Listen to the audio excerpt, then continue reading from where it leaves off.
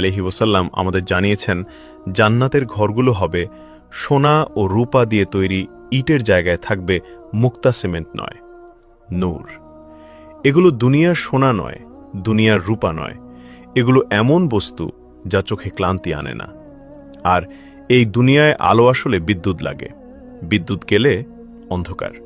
কিন্তু জান্নাতে ঘরের আলো আসবে কোনো বাতি থেকে নয়, আলো আসবে দেয়াল থেকে, ছাদ থেকে, চারপাশের নূর থেকে, এমন আলো যা চোখে লাগে না কিন্তু হৃদয় ভরে দেয়।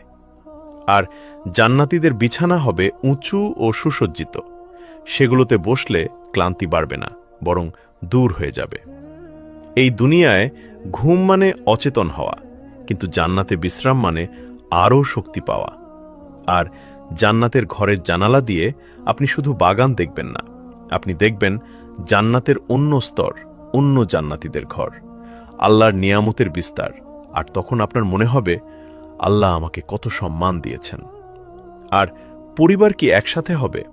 এই প্রশ্নটা অনেকের চোখ ভিজিয়ে দেয়। হ্যাঁ, রাসূল সাল্লাল্লাহু আলাইহি ওয়াসাল্লাম বলেছেন, যদি ঈমান ও আমলে স্তরভেদ থাকে তবুও আল্লাহ পরিবারকে একত্র করবেন। শর্ত একটাই, ঈমান। এই দুনিয়ায় যাদের জন্য আপনি কাঁদতেন, জান্নাতে তাদের জন্য আর কান্না থাকবে না।